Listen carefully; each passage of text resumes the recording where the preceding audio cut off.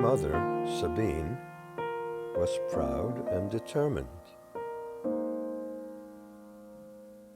My father, Arnold, at this time was defiant, but exhausted.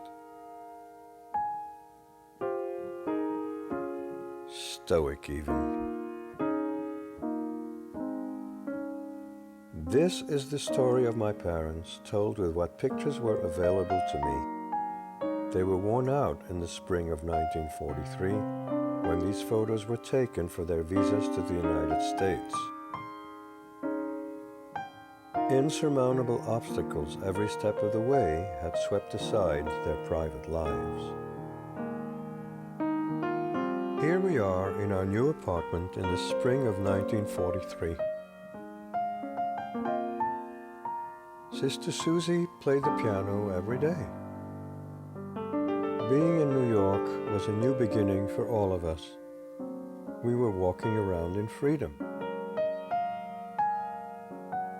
We had to learn yet another language. My brother Abel volunteered and joined the army. We listened to Rhapsody in Blue and Oklahoma. Sabine and Arnold got season tickets to the Metropolitan Opera. We spent weekends boating on the lake in Central Park. Everyone went to work. Essentially, this is how I remember them. I became a U.S. citizen in 1947. Around that time, I realized it was necessary to pursue my own life, and I discovered our old family albums.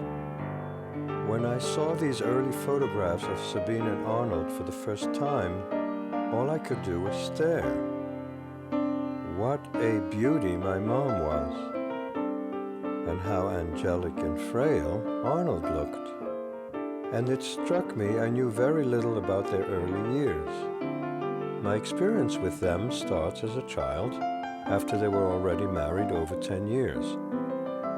There was always this black wall of silence about them because you didn't discuss things in front of the children. One therapist once said, "You chose your parents."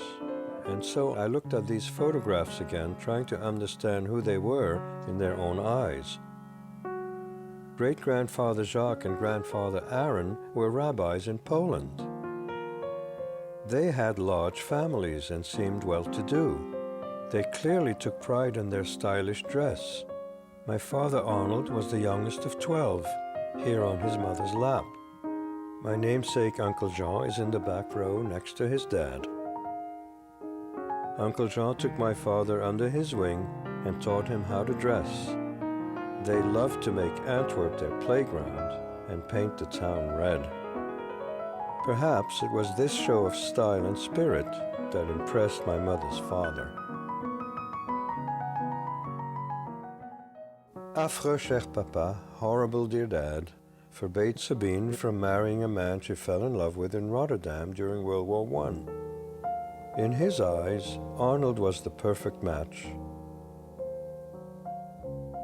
I can't help wonder how she decided to accept my father's advances.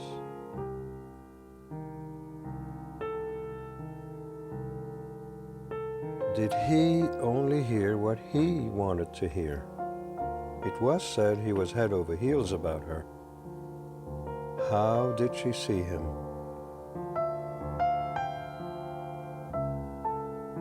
Could she imagine herself growing old with him? She must have had doubts and been beside herself. She had to decide what was best, and she didn't have the courage to say no. Reluctantly, she decided to give Arnold a try.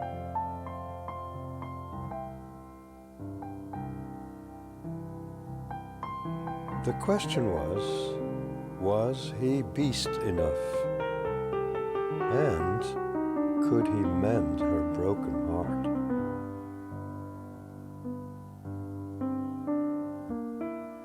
She certainly was a beauty and proud in nature.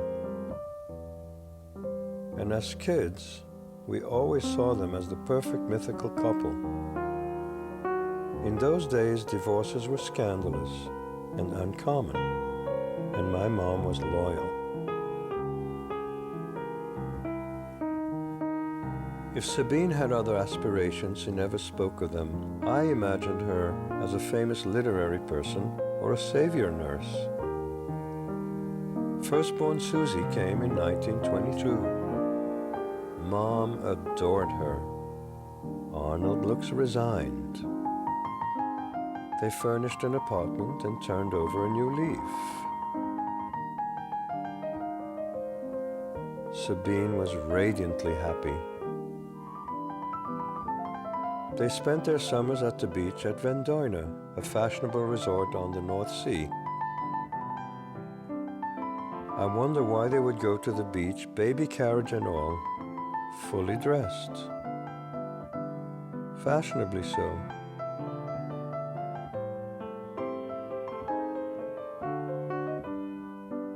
Some with wooden chairs and umbrellas. Mom dressed Susie as well as herself. My folks saw themselves as fashion plates. They played the game and really enjoyed it.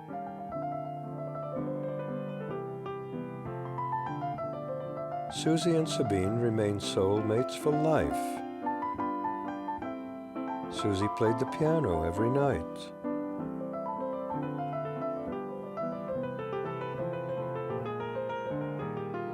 The kid on the left is my brother Abel, and in the middle, me, fat cheeks, long hair, and cranky. I'm told I cried a lot and demanded attention. It wasn't all so rosy anymore, and I know I felt that even then. My head would burst with anger and frustration until they came and calmed me down again. It happened a lot. There weren't many pictures of us kids. None of the house we lived in, the white boulevard we rode our bikes on, or the pear-shaped lawn in the backyard where Mom tended her flowers every spring. We had peaches and pears every August on returning from the North Sea holidays. We went to school. Father went to work, but came for lunch at home every day. Then Mom tried to commit suicide when I was about 6 years old. Everything changed. The next years were a blur. 4 a.m. the morning of May 10th, 1940, the Nazis bombarded Antwerp, broken buildings right across the street from us. The war shattered our lives. Sabine organized everything. She became the hard-nosed realist. Don't take no for an answer.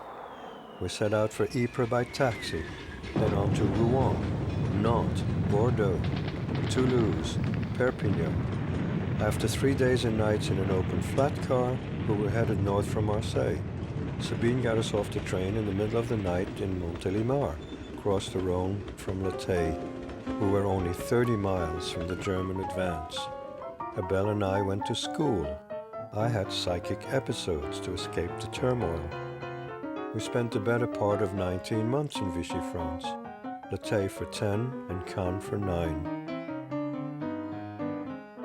My brother and I played in the Catholic churchyard every day, a privilege granted to Sabine by the priests. It probably saved our lives. Spring and summer 1941 in Cannes were surreal. We had little food and plenty of sunshine.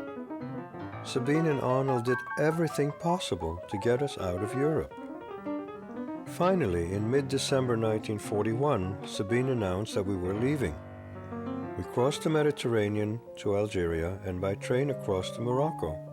In Casablanca, despite intense competition for tickets, we got our passage to the New World on an old tramp steamer. Our boat was damaged in a severe storm, and the passage took triple the usual time. After 18 days, we had rotten potatoes and salty water. In Cuba, we were still displaced and had to learn a new language. The chaos was behind us, and we enjoyed fresh foods. But it was 15 more months before we were allowed to enter the US. I can't recall how we traveled to Miami. but I do remember the 30 hours on the Silver Meteor on its way to Pennsylvania Station, New York City. Like so many others before us, this was our new beginning. Sabine Arnold underwent an amazing rejuvenation over the next few years. You can see how they look younger and younger in these later pictures. We were finally free of fear. God Bless America resonates still. Susie was not allowed to marry the man she loved in Cuba, repeating Sabine's own misfortune. Susie and Abel both married Belgian Jews acceptable to Sabine and Arnold. Before long, the grandchildren began to arrive. Susie's Alan and Robbie, then Abel's Judy and Rick. That's the legacy of Sabine and Arnold. They were decent, loyal, and responsible in good times and troubled times. They maintained their image of style and togetherness throughout their lives. And I have to wonder what the emotional price was. Abel and Susie continued the family tradition as Alan and Robbie and Rick were married. If you're wondering how I fit in all this, well, I didn't. But that's another story. With this new generation, the legacy continues. Although they never knew their great-grandchildren, Alan's Daniel and Joshua, Rick's Cameron and Sydney, Robbie's Gina, Sam, and Marley, I hope Sabine and Arnold won't be forgotten. Maybe I did choose my parents, but in troubled times I dreamt of Hollywood, and what fun to have Charlie Chaplin as a father, and Paulette Goddard as a mother, who it happens has an uncanny resemblance to Sabine.